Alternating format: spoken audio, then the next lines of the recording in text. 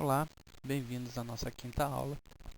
Hoje nós vamos estudar um tema que vai ampliando a abrangência das nossas discussões. Até agora, examinamos apenas naipes isolados, tanto quando falamos sobre estabelecimento de naipes, como quando falamos de finesses, estávamos estudando naipes isolados. E vocês devem ter percebido que em certas situações eu dizia, Sul joga um naipe, depois Sul joga o naipe de novo. Sul joga o naipe, ganha a vaza em norte e depois Sul entra na mão e joga o naipe de novo, ou vice-versa. Essa história de entrar na mão significa você ganhar uma outra vaza, uma vaza posterior, no lado em que você quer jogar. Nós já vimos que existem lados certos e lados errados de se começar um naipe. O lado certo é o lado fraco. A vaza deve começar do lado fraco para o lado forte. Tá? Então, as entradas são as maneiras pelas quais os bons jogadores jogam os naipes para vantagem máxima. E é um tema muitíssimo importante. Tá? Embora esteja aqui numa aula introdutória, eu posso dizer a vocês que jogadores médios e até jogadores bons costumam errar com o cuidado das entradas. É comum que bons jogadores, até bom, guardadas as devidas proporções, não estou falando do primeiro nível, mas é comum que jogadores bons não economizem entradas, ou que eles percam uma entrada por razões desnecessárias. E isso é sempre arriscado, no mínimo arriscado, porque a entrada pode vir a ser necessária caso ocorra uma contingência inesperada na mão. O melhor carteio, a melhor técnica requer que sempre que você entra na mão ou entra no morto, você tem algum objetivo. Você está querendo jogar algum naipe da melhor maneira possível. Então, por exemplo, vamos ver aqui o conceito básico. Sul é quem está com a mão. Vocês podem ver ali a marquinha laranja. E nessa posição ele tem duas vasas seguras, os dois ases. Ele deseja fazer 3. E a terceira vaza que ele deseja fazer é uma vaza com a dama de espadas. Nós já vimos como ele deve jogar o naipe de espadas para fazer 3 vazas. Ele deve fazer a finesse de espadas, começando em norte, jogando uma pequena de norte.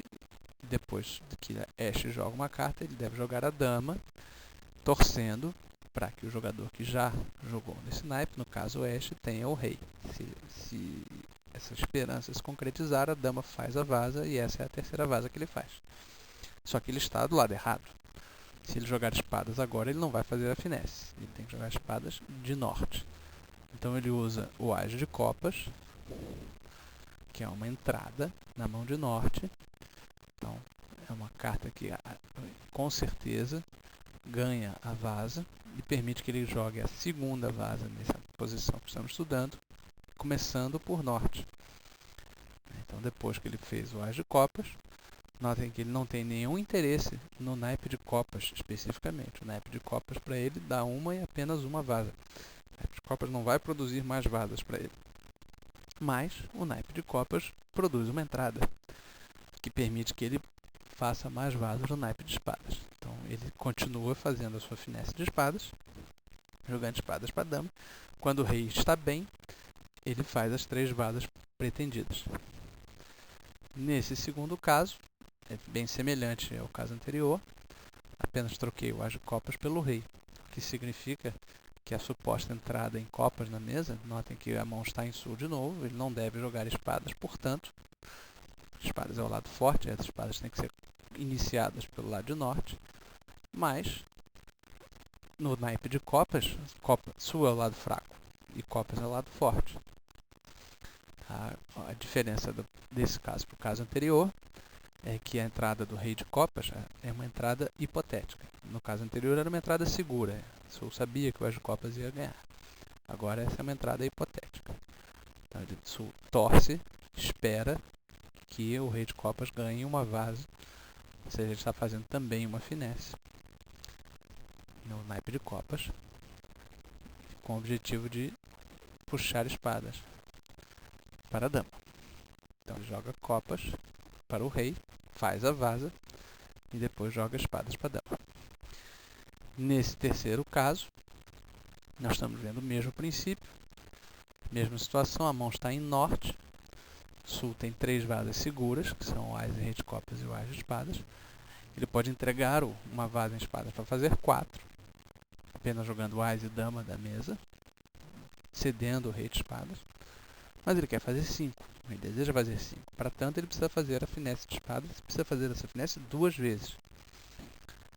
Felizmente, ele tem 2 entradas em sul para permitir que ele faça isso. Então, ele joga copas para o ás, entrou na mão certa, faz a sua primeira finesse de espadas, joga espadas, oeste joga pequena, ele joga a dama. Depois ele repete a manobra, joga copas para sul de novo, ganha a vaza e joga a segunda finesse de espadas. E nesse caso é o mesmo princípio estendido para 3 finesses. Então, para fazer 3 finesses de espadas, você precisa de 3 entradas. Tá? Eu imagino que esteja bem fácil de entender o princípio até agora. Agora, aqui vamos ver alguns exemplos mais elaborados, nos quais as entradas não são tão seguras quanto nesses últimos exemplos, que eram ás e rei e dama. Então, nesse caso, na verdade, nós estamos vendo naipes em que a posição de finesse nos 2 casos.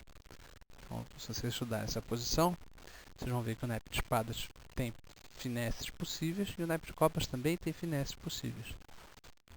Então, a melhor técnica prescreve que você jogue do lado fraco para o lado forte em cada caso. Então, como a mão está em sul, sul deve jogar espadas.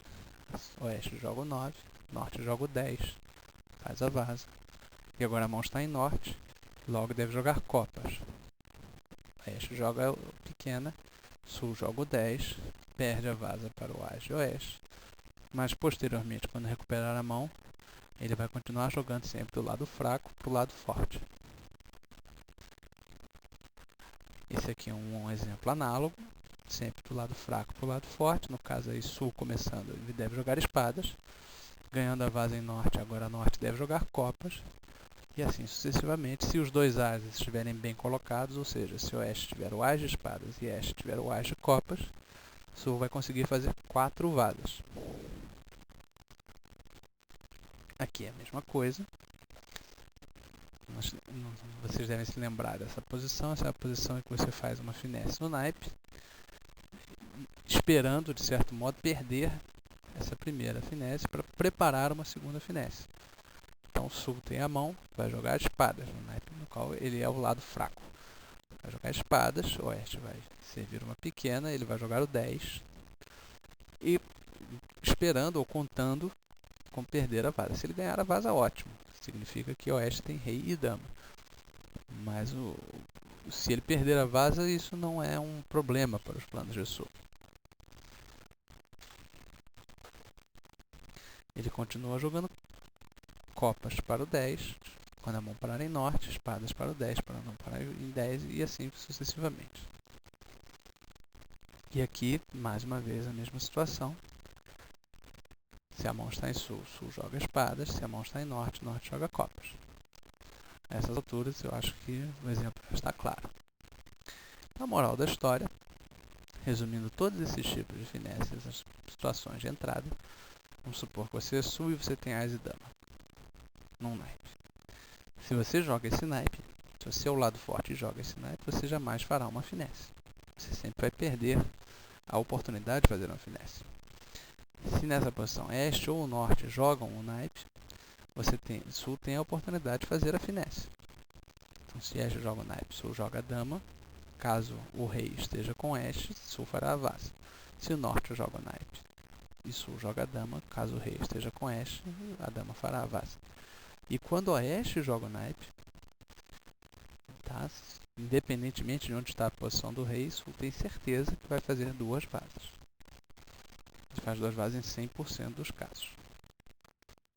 Ok? Então, essa situação, essas posições de quem começa a vaza que guiam o nosso uso de entradas.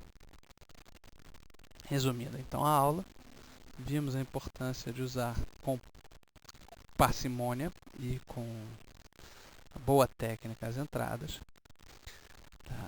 Você, ao cartear, deve sempre contar suas entradas e jogar de maneira a preservá-las, ou seja, não desperdiçar entradas à toa. E você tem que tentar, o melhor dos mundos é quando você ganha a tal finesse grátis, é quando o adversário à esquerda do lado forte joga o naipe.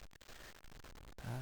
Você tem que sempre tentar manobrar o carteio para não vedar essa hipótese, para dar ao adversário a chance de cometer este erro. Às vezes ele não tem opção, ele é obrigado a fazer isso. E outras vezes ele faz isso por erro. A segunda melhor opção é você mesmo jogar o naipe, mas sempre começando a vaza do lado oposto ao da honra que você pretende fazer a finesse.